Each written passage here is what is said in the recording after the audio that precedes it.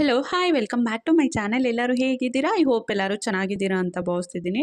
So ಇದು ಭಾನುವಾರದ vlog ಆಗಿರುತ್ತೆ. ಸಂಡೇ ಸಿಂಪಲ್ ಡೈಲಿ ರೊಟೀನನ್ನು ನಾನು ಇವತ್ತಿನ ವಿಡಿಯೋದಲ್ಲಿ ಶೇರ್ ಮಾಡ್ತಿದ್ದೀನಿ. ಸೊ ಹಾಗಾಗಿ ವಿಡಿಯೋ ಕೊನೆ ತನಕ ನೋಡಿ. ನಿಮ್ಗೆ ಏನಾದರೂ ಸ್ವಲ್ಪನಾದರೂ ವಿಡಿಯೋ ಇಷ್ಟ ಆದರೆ ವಿಡಿಯೋಗೆ ಒಂದು ಪುಟ್ಟ ಲೈಕ್ ಕೊಡಿ. ಮಿಸ್ ಮಾಡದೆ ನನ್ನ ಚಾನಲನ್ನು ಸಬ್ಸ್ಕ್ರೈಬ್ ಮಾಡ್ಕೊಳ್ಳಿ. ಸೊ ಈಗ ವ್ಲಾಗನ್ನು ಶುರು ಮಾಡೋಣ. ಸಂಡೇ ಆಗಿರೋದ್ರಿಂದ ಸ್ವಲ್ಪ ಲೇಟಾಗೇ ಇದ್ವಿ. ಎದ್ದು ಮಕ್ಕಳಿಗೆ ಹಾಲನ್ನು ಕಾಯಿಸ್ಕೊಟ್ಟೆ. ಸೊ ಹಾಲು ಮತ್ತು ಬಿಸ್ಕೆಟನ್ನು ತಿಂದರು ಇಬ್ಬರು ಕೂಡ. ಹಾಗೆ ನಾನು ಕೂಡ ಇವತ್ತು ಚಕ್ಕೆ ಹಾಕಿ ಡಿಟಾಕ್ಸ್ ಡ್ರಿಂಕ್ ಅನ್ನ ಪ್ರಿಪೇರ್ ಮಾಡ್ಕೊಂಡಿದ್ದೆ. ಡಿಟಾಕ್ಸ್ ಡ್ರಿಂಕ್ ಅನ್ನ ಕುಡಿದು ಆಚೆ ಕಸ ಹೊಡೆದು ಹಾಗೆ ಮನೆನೂ ಕೂಡ ಕಸ ಗುಡಿಸ್ದೆ. ಸೊ ಮತ್ತೇನು ಕೆಲಸ ಇಲ್ಲ, ಯಾಕಂದ್ರೆ ನೈಟ್ ಬರೋ ಪಾತ್ರೆನೆಲ್ಲ ತೊಳೆದು ಕಿಚನ್ ಎಲ್ಲ ಕ್ಲೀನ್ ಮಾಡಿ ಇಟ್ಟಿದ್ದೆ. ಸಂಡೇ ಆಗಿರೋದ್ರಿಂದ ಒಂದು ಸ್ವಲ್ಪ ಫ್ರೀ. ಸೊ ಫ್ರೀ ಆಗಿ ಅಡುಗೆ ಮಾಡಬಹುದು. ಅಂದ್ರೆ ಅರಿಬರಿಲೇನು ಟಿಫನ್ ಮಾಡಬೇಕು ಟೈಮ್ ಸರಿಯಾಗಿ ಅನ್ನೋದೇನು ಟೆನ್ಷನ್ ಇಲ್ಲ ಇವತ್ತು. ಇತ್ತೀಚೆಗೆ ಬಿಸಿಲಂತೂ ತುಂಬಾನೇ ಜಾಸ್ತಿ ಇದೆ. ಸೊ ಎಣ್ಣೆ ತಲೆಗೆ ಹಚ್ಕೊಂಡು 2 ಡೇಸ್ ಆಯಿತು. ಒಂಚೂರು ತಲೆಗೆ ಎಣ್ಣೆ ಹಚ್ಕೊಳ್ಳೋಣ ಅಂತ ಕೂತಿದ್ದೀನಿ. ನಮ್ಮ ಲಕ್ಕಿ ಪುಟಾಣಿ ನಾನು ಏನು ಮಾಡ್ತೀನೋ ಅವನು ಕೂಡ ಅದನ್ನು ಮಾಡಬೇಕು. ಸೊ ತಲೆಗೆ ಎಣ್ಣೆ ಹಚ್ಕೊಳ್ತಿದ್ರೆ ಅವನು ಕೂಡ ಹಚ್ಚಬೇಕು ಅಂತ ಒಂಚೂರು ಕೈಗೆ ಹಾಕ್ಕೊಂಡು ಹೋಗೋದು. ಆ ಎಣ್ಣೆನ ಹಾಸಿಗೆ ಮೇಲೆ ಸುರಿದ್ಬಿಟ್ಟು ಬರ್ತಿದ್ದಾನೆ. ಸೊ ನಾನು ಗದರಿಸಿದಾಗ ನನ್ನ ತಲೆಗೆ ಹಚ್ಚುತ್ತಿದ್ದಾನೆ. ಸೊ ಇದೇ ರೀತಿ ನಾನು ಎಣ್ಣೆ ಹಚ್ಕೊಳ್ಳೋಷ್ಟರಲ್ಲಿ ಆಟ ಆಡ್ಕೊಳ್ತಾ ಇದ್ದ. ಸೊ ಇನ್ನೊಂದು ವಿಷಯ ಏನು ಗೊತ್ತಾ, ನಮ್ಮ ಲಕ್ಕಿ ಇವತ್ತು 4:15ಗೆಲ್ಲ ಎದ್ದಿದ್ದಾನೆ ಗೊತ್ತಾ. ರೆಗ್ಯುಲರ್ ಆಗಿ ಅವನು ಎದ್ದೇಳೋದು 6:30 ಮೇಲೇನೆ. 6:30, 7, 7:30, 8 ಈ ರೀತಿ ಎದ್ದೇಳ್ತಾನೆ. ಬಟ್ ಇವತ್ತು ರಜೆ ಇದೆ ಅಲ್ವಾ, ಒಂದು ಸ್ವಲ್ಪ ಹೊತ್ತು ಮಲ್ಗೋಣ ಅಂದರೆ 4:15, 4:45 ಆಗಿತ್ತು. ಅಷ್ಟು ಬೇಗ ಎದ್ದು ಕೂತಿದ್ದಾನೆ. ಸೊ ಅವನು ಎದ್ರೆ ಅಂತೂ ಯಾರನ್ನು ಕೂಡ ಮಲಗಲಿಕ್ಕೆ ಬಿಡೋದಿಲ್ಲ. ಸೊ ಅವರಪ್ಪನ ಎಬ್ಬರಿಸ್ತಿರ್ತಾನೆ, ಆಯುಷ್ನು ಕೂಡ ಎಬ್ಬರಿಸ್ತಿರ್ತಾನೆ, ಮತ್ತು ನನ್ನೂ ಕೂಡ ಎಬ್ಬರಿಸ್ತಿರ್ತಾನೆ. ಎಲ್ಲರೂ ಕೂಡ ಎದ್ದೇಳೋ ತನಕ ಬಿಡೋದೇ ಇಲ್ಲ. ಸೊ ಅವನು ಎದ್ರೆ ಅಂತೂ ಅವ್ನು ಮಲಗೋ ತನಕ ಜಾಗರಣೆ ಮಾಡಬೇಕು. ಸೊ ನೋಡಿ, ರಜಾ ಇದ್ದಾಗ ಈ ರೀತಿ ಮಾಡ್ತಾನೆ ನಮ್ಮ ಲಕ್ಕಿ. ಇವತ್ತು ಮಾರ್ನಿಂಗ್ ತಿಂಡಿಗೆ ಚಿಕನ್ ಸಾಂಬಾರು ಬಿರಿಯಾನಿ ಮಾಡೋಣ ಅನ್ಕೊಂಡಿದ್ದೀನಿ. ತಿಂಡಿ ಟೈಮ್ ಆಗೋಗಿರುತ್ತೆ ಬಿಡಿ. ನಾನು ಅಡುಗೆ ಮಾಡೋಷ್ಟರಲ್ಲಿ ಒಂದು 11, 11:30 ಆಗೋಗಿರುತ್ತೆ. ಊಟದ ಟೈಮಿಂಗ್ಸೇ ಆಗೋಗುತ್ತೆ. ಸೊ ಇವತ್ತು ಚಿಕನ್ ಸಾಂಬಾರು ಮತ್ತು ಬಿರಿಯಾನಿ ಅಂತ ಹೇಳಿದ್ನಲ್ವ, ಹಾಗಾಗಿ ಇಲ್ಲಿ ಬೆಳ್ಳುಳ್ಳಿ, ಈರುಳ್ಳಿ, ಕೊತ್ತಂಬರಿ, ಪುದೀನ ಎಲ್ಲನೂ ಕೂಡ ಬಿಡಿಸ್ಕೊಳ್ತಿದ್ದೀನಿ. ಹಾಗೆ ಇಲ್ಲಿ ಪುದೀನ ಕಡ್ಡಿನೂ ಕೂಡ ಸಪ್ರೇಟಾಗಿ ತೆಗೆದಿಟ್ಕೊಳ್ತಿದ್ದೀನಿ. ಟಬ್ಬಲ್ಲಿ ಹಾಕ್ತಿದ್ವಲ್ವ ಪುದೀನ, ಸೊ ಮೊನ್ನೆನೂ ಕೂಡ ಹಾಕಿದ್ದೆ, ಅದೇನೋ ಒಣಗೋಗೇ ಬಿಟ್ಟಿದೆ. ಮನೆಗೆ ಪುದೀನ ತಂದಾಗಲೆಲ್ಲ ನಾನು ಪುದೀನ ಕಡ್ಡಿನ ಹಾಗೆ ಬಿಡಿಸಿಟ್ಕೊಂಡು ಎತ್ಕೊಂಡೋಗಿ ಟಬ್ಬಲ್ಲಿ ಹಾಕೋದು. ಬಟ್ ಅದೇನೋ ಇತ್ತೀಚೆಗೆ ಆ ಹೆಗ್ಣ ಅದು ಯಾವ ಟೈಮಲ್ಲಿ ಆ ಪುದೀನ ಗಿಡನೆಲ್ಲ ತಗ್ಗಿತ್ತು, ಅಲ್ಲಿಂದ ಆಚೆಗೆ ಎಷ್ಟು ಸಲ ಪುದೀನ ಕಡ್ಡಿನ ಟಬ್ಬಲ್ಲಿ ಹಾಕಿದ್ದೀನಿ ಗೊತ್ತಾ. ಒಂದು ಸಲನೂ ಕೂಡ ಚಿಗ್ರೆ ಬರ್ತಿಲ್ಲ. ಮನೆ ಹತ್ರ ಪುದೀನ ಇದ್ದರೆ ನನಗಂತೂ ತುಂಬಾ ಯೂಸ್ ಆಗುತ್ತೆ. ಆಲ್ಮೋಸ್ಟ್ ನಾನು ಮಸಾಲ ರೆಸಿಪೀಸ್ನ ಜಾಸ್ತಿ ಮಾಡ್ತೀನಲ್ವ, ಸೊ ಪುದೀನ ಜಾಸ್ತಿ ಯೂಸ್ ಆಗುತ್ತೆ ನನಗೆ. ನೋಡಿ ಮೊನ್ನೆ ಹಾಕಿದ್ವಲ್ವ, ಸೊ ಅದು ಎಲ್ಲ ಒಣಗೋಗೇ ಬಿಟ್ಟಿದೆ, ನೀವು ನೋಡ್ತಿರ್ಬೋದು. ಅದನ್ನೆಲ್ಲ ತೆಗೆದು ಈಗ ಹಸಿ ಕಡ್ಡಿಗಳಿದ್ದಾವೆ, ಸ್ವಲ್ಪ ಬಲ್ತಿದ್ದಾವೆ. ಒಂದೊಂದೇ ಕಡ್ಡಿನ ಹಾಕೋದಿಲ್ಲ. ಸೊ ಒಂದು ಕುಚ್ಚಿಗೆ ನಾನು 3 ಇಲ್ಲಾಂದರೆ 4 ಹಾಕೊಳ್ತೀನಿ. ಅದರಲ್ಲಿ ಒಂದು 2 3 ಹೋದ್ರೂ ಅಟ್ಲೀಸ್ಟ್ ಒಂದಾದರೂ ಚಿಗುರು ಬರಲಿ ಅಂತ ಹೇಳಿ ಈ ರೀತಿ 2 ಇಲ್ಲಾಂದರೆ 3 ಇಲ್ಲಾಂದರೆ 4, ಆಲ್ಮೋಸ್ಟ್ ನಾನು 4 ಹಾಕೊಳ್ಳೋದು, ಇಲ್ಲಾಂದರೆ 3 ಕಡ್ಡಿನ ಹಾಕೊಳ್ತೀನಿ. ಸೊ ಪುದೀನ ಕಡ್ಡಿನ ಟಬ್ಗೆ ಹಾಕ್ಬಿಟ್ಟು ಬಂದೆ. ಈಗ ಅಡುಗೆ ಮಾಡಬೇಕು. ಬಿರಿಯಾನಿಗೂ ಹಾಗೆ ಚಿಕನ್ ಸಾಂಬಾರ್ಗೂ ಕೂಡ ನಾನು ಮಸಾಲೆ ರುಬ್ಕೊಂಡಿದ್ದಾಯಿತು. ಅದ್ರ ಜೊತೆಗೆ ಲಿವರು ಗುಣಿಗೆನೂ ಕೂಡ ತೊಗೊಂಬಂದಿದ್ದಾರೆ. ಅದನ್ನು ಕೂಡ ಲಿವರ್ ಗೊಜ್ಜು ಮಾಡ್ತಿದ್ದೀನಿ. ಹೋದ್ವಾರ ಮಾಡಿದ್ವಲ್ವ, ಈ ಕಸ್ತೂರಿ ಮೇಥಿ ಎಲ್ಲ ಹುರಿದು ಪುಡಿ ಮಾಡಿ. ಸೊ ಅದೇ ರೀತಿ ಇವತ್ತು ಕೂಡ ಲಿವರ್ ಗೊಜ್ಜನ್ನು ಮಾಡ್ತಿದ್ದೀನಿ. ಯಾಕಂದರೆ ಹೋದ್ವಾರ ಮಾಡಿದ್ದು ತುಂಬಾ ಚೆನ್ನಾಗಿತ್ತು. ಮನೇಲೂ ಕೂಡ ಎಲ್ಲರೂ ಇಷ್ಟಪಟ್ಟು ತಿಂದರು. ಸೊ ಹಾಗಾಗಿ ಸೇಮ್ ಅದೇ ರೀತಿ ಇವತ್ತು ಲಿವರ್ ಗೊಜ್ಜನ್ನು ಮಾಡ್ತಿದ್ದೀನಿ. ಹಾಗಾಗಿ ಇವತ್ತು ಯಾವುದೇ ರೆಸಿಪಿನ ನಾನು ಶೇರ್ ಮಾಡ್ತಿಲ್ಲ, ಯಾಕಂದರೆ ಆಲ್ರೆಡಿ ಬಿರಿಯಾನಿ ರೆಸಿಪಿನೂ ಕೂಡ ಸುಮಾರು ಬಾರಿ ಶೇರ್ ಮಾಡಿದ್ದೀನಿ. ಹಾಗೆ ಚಿಕನ್ ಸಾಂಬಾರ್ ರೆಸಿಪಿನೂ ಕೂಡ ಸುಮಾರು ಬಾರಿ ಶೇರ್ ಮಾಡಿದ್ದೀನಿ. ಮತ್ತು ಹೋದ್ವಾರ ಏನೋ ಲಿವರ್ ಗೊಜ್ಜಿಂದು ರೆಸಿಪಿನೂ ಕೂಡ ಶೇರ್ ಮಾಡಿದ್ದೀನಿ. ಸೊ ಹಾಗಾಗಿ ನಾನು ಕಂಪ್ಲೀಟಾಗಿ ರೆಸಿಪಿ ಅಂತೂ ಶೇರ್ ಮಾಡ್ತಿಲ್ಲ. ಸೊ ಸಿಂಪಲ್ಲಾಗಿ ನಾನು ಏನೇನು ಮಾಡ್ತಿದ್ದೀನಿ ಅನ್ನೋದನ್ನು ಹಾಗೆ ತಿಳಿಸ್ತಾ ಹೋಗ್ತೀನಿ. ನಾನು 3 ಕೂಡ ಅಂದರೆ 3 ರೆಸಿಪಿನೂ ಕೂಡ ಒಟ್ಟಿಗೆ ಮಾಡ್ಕೊಳ್ತಿದ್ದೀನಿ. ಇದೊಂದು ಸ್ವಲ್ಪ ನನಗೆ ಈಸಿ ಅನಿಸುತ್ತೆ, ಬೇಗನೂ ಆಗುತ್ತೆ. ಒಂದೊಂದೇ ರೆಸಿಪಿನ ಮಾಡ್ಕೊಂಡು ಕೂತ್ರೆ ಸ್ವಲ್ಪ ಟೈಮ್ ಹಿಡಿಯುತ್ತೆ. ಹಾಗಾಗಿ ಒಟ್ಟಿಗೆ ಒಂದು ಕಡೆ ಕುಕ್ಕರ್ನ ಬಿರಿಯಾನಿಗೆ ಇಟ್ಟಿದ್ದೀನಿ. ಸೊ ಬ್ಲ್ಯಾಕ್ ಬಾಣಲೆ ಇದೆ ಅಲ್ವಾ, ಅದರಲ್ಲಿ ಚಿಕನ್ ಸಾಂಬಾರನ್ನು ಮಾಡ್ತಿದ್ದೀನಿ. ಮಧ್ಯದಲ್ಲಿ ಲಿವರ್ ಗುಂಡ್ಗೆನ ಫ್ರೈ ಮಾಡ್ಕೊಳ್ತಿದ್ದೀನಿ.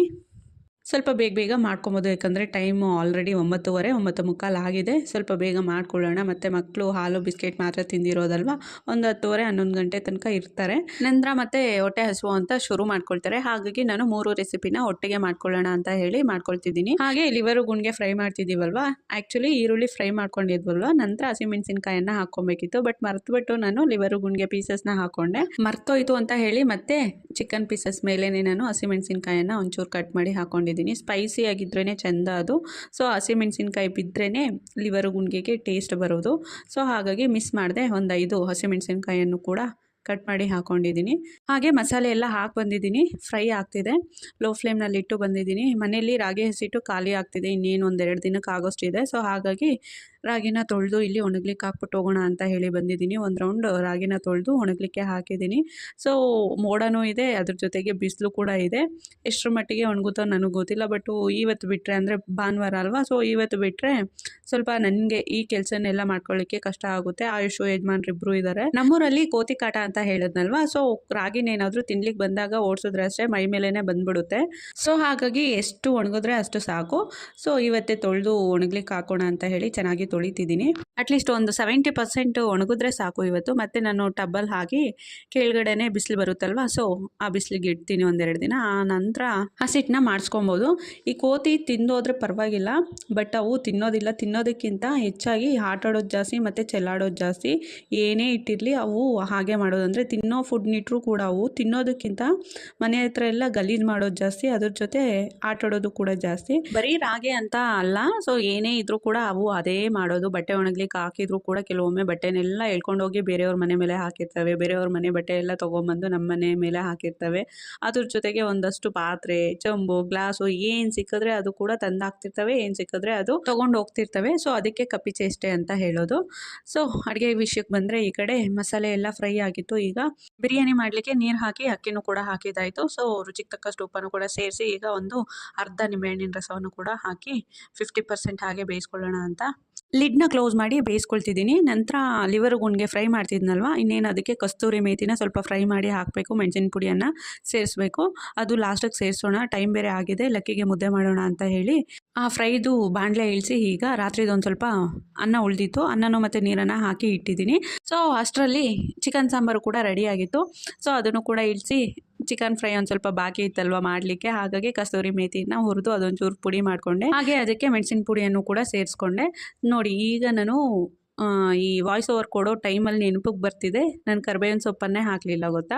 ಆದರೂ ಕೂಡ ಚೆನ್ನಾಗಿತ್ತು, ಬಟ್ ಕರ್ಬೇವಿನ ಸೊಪ್ಪು ಹಾಕಿದ್ದಿದ್ರೆ ಇನ್ನೊಂದು ಸ್ವಲ್ಪ ಟೇಸ್ಟು ಚೆನ್ನಾಗಿರೋದು. ಬಟ್ ಇಟ್ಸ್ ಓಕೆ, ಲಿವರ್ ಗೊಜ್ಜಂತೂ ರೆಡಿ ಆಗಿದೆ. ಸೊ ಗ್ರೇವಿನೂ ಒಂದು ಸ್ವಲ್ಪ ಉಳಿಸ್ಕೊಳ್ತೀನಿ, ಕಂಪ್ಲೀಟು ನಾನು ಡ್ರೈ ಮಾಡೋದಿಲ್ಲ. ಸೊ ಗ್ರೇವಿ ನಮಗೆ ತುಂಬಾ ಇಷ್ಟ ಮುದ್ದೆಗೆ, ಹಾಗಾಗಿ ಲಿವರ್ ಗೊಜ್ಜು ಮಾಡಿದಾಗಲೆಲ್ಲ ಗ್ರೇವಿ ಒಂದು ಸ್ವಲ್ಪ ಇರೋ ಹಾಗೆ ನಾನು ಕುದಿಸ್ಕೊಳ್ತೀನಿ. ಫುಲ್ ಕಂಪ್ಲೀಟ್ ಏನು ಡ್ರೈ ಮಾಡೋದಿಲ್ಲ. ಹಾಗೆ ಬಿರಿಯಾನಿ ಕೂಡ ರೆಡಿಯಾಗಿದೆ, ಚಿಕನ್ ಸಾಂಬಾರು ಕೂಡ ರೆಡಿಯಾಗಿದೆ. ಲಕ್ಕಿಗೆ ಮತ್ತು ನನಗೆ ಮುದ್ದೆ ಮಾಡ್ಕೊಳ್ತಿದ್ದೀನಿ. ಪುಟ್ಟದೊಂದು 2 ಮುದ್ದೆ ಮಾಡಿಕೊಂಡ್ರೆ ಸಾಕು. ಅನ್ನ ಹಾಕಿ ಇವತ್ತು ಮುದ್ದೆನೂ ಕೂಡ ಮಾಡಿಕೊಂಡೆ. ನೋಡಿ ಬಿಸಿ ಬಿಸಿ ಬಿರಿಯಾನಿ ರೆಡಿಯಾಗಿದೆ. ಅದ್ರ ಜೊತೆಗೆ ಚಿಕನ್ ಸಾಂಬಾರು ಸ್ವಲ್ಪ ತಿಳಿಯಾಗಿ ಮಾಡ್ಕೊಂಡಿದ್ದೀನಿ. ಹಾಗೆ ಲಿವರ್ ಗೊಜ್ಜು ಮತ್ತು ಬಿಸಿ ಬಿಸಿ ಮುದ್ದೆ ಎಲ್ಲನೂ ಕೂಡ ರೆಡಿಯಾಗಿದೆ. ಈಗ ಎಲ್ಲರೂ ಕೂಡ ಊಟ ಮಾಡ್ಕೊಳ್ತಿದ್ದೀವಿ. ಲಕ್ಕಿಗೆ ಆಗಲೇ ತಿನ್ನಿಸ್ದೆ. ಸೊ ನಮ್ಮ ಯಜಮಾನರು ಕೂಡ ತಿನ್ಕೊಂಡ್ರು, ನಾನು ಮತ್ತು ಆಯುಷಿಬ್ರು ಕೂಡ ಟಿವಿ ನೋಡ್ಕೊಳ್ತಾ ಊಟ ಮಾಡ್ಕೊಂಡ್ವಿ. ಸೊ ಹಾಗೆ ಒಂದಷ್ಟು ಬಟ್ಟೆ ಕೂಡ ಇತ್ತು. ಆ್ಯಕ್ಚುಲಿ ಇವತ್ತು ಬಟ್ಟೆ ವಾಷಿಂಗ್ ಮಿಷಿನ್ಗೆ ಹಾಕೋದು ಬೇಡ, ನಾಳೆ ಹಾಕ್ಕೊಳ್ಳೋಣ ಅಂದ್ಕೊಂಡೆ. ಯಾಕಂದರೆ ಅಡುಗೆ ಮಾಡಿ ಊಟ ಮುಗಿಸ್ಕೊಳ್ಳೋಷ್ಟರಲ್ಲಿ 11:45 ಗಂಟೆ ಆಗಿಬಿಟ್ಟಿದೆ ಈಗ. ಸೊ ಈಗ ಬಟ್ಟೆನ ವಾಷಿಂಗ್ ಮಿಷಿನ್ಗೆ ಹಾಕಿದ್ರು ಕೂಡ ಮತ್ತೆ ಒಣಗ್ಲಿಕ್ಕೆ ಹಾಕ್ತೀನಲ್ವ, ಒಂದು 3 ಗಂಟೆ 4 ಗಂಟೆಗೆಲ್ಲ ಮೋಡ ಮುಚ್ಕೊಳ್ಳುತ್ತೆ, ಅಂದರೆ ಮಳೆ ಬೀಳುತ್ತೆ.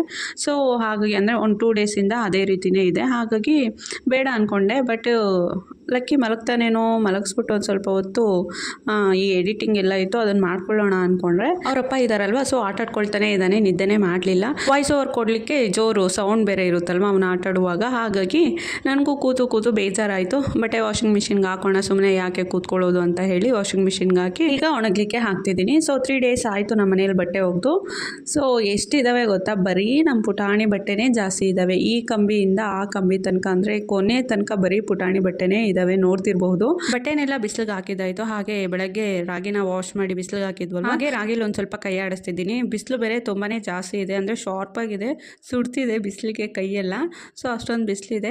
ಅಂದರೂ ಕೂಡ ಇವತ್ತು ನಾಳೆ ನಾಳುದ 3 ಡೇಸು ಚೆನ್ನಾಗಿ ಒಣಗಿಸಿ ನಂತರ ನಾವು ರಾಗಿ ಹಸಿಟ್ಟನ್ನ ಮಾಡಿಸ್ಕೊಳ್ಳೋದು. ನಾರ್ಮಲ್ ಆಗಿ ಇಷ್ಟು ರಾಗಿನ ನಾವು ಹಸಿಟ್ಟು ಮಾಡಿಸ್ಕೊಳ್ಳಲ್ಲ, ಒಂದ್ಸಲಕ್ಕೆ ಸ್ವಲ್ಪ ಕಡಿಮೆನೇ. ಹೇಗಿದ್ರು ರಾಗಿನ ತೊಳೆದು ಒಣಗ್ಲಿಕ್ಕೆ ಹಾಕ್ತಿದ್ದೀವಲ್ವ, ಸೊ ಹಾಗಾಗಿ ಒಂದು ಸ್ವಲ್ಪ ಜಾಸ್ತಿನೇ ರಾಗಿನ ತೊಳೆದು ಒಣಗ್ಲಿಕ್ಕೆ ಹಾಕ್ಕೊಂಡು ಅದರಲ್ಲಿ ಒಂದು ಅರ್ಧ ರಾಗಿನ ಮಾತ್ರ ನಾವು ಹಸಿಟ್ಟು ಮಾಡಿಸ್ಕೊಳ್ತೀವಿ, ಇನ್ನೊಂದು ಅರ್ಧ ಆದಷ್ಟು ರಾಗಿನ ಹಾಗೆ ಎತ್ತಿಟ್ಕೊಳ್ಳೋದು. ಒಂದ್ಸಲ ರಾಗಿ ಹಸಿಟ್ಟನ್ನ ಮಾಡಿಸ್ಕೊಂಬಂದ್ರೆ ಅಟ್ಲೀಸ್ಟ್ ನಮ್ಮ ಮನೇಲಿ 1-2 ತಿಂಗಳಾದರೂ ನಾವು ಯೂಸ್ ಮಾಡ್ತೀವಿ.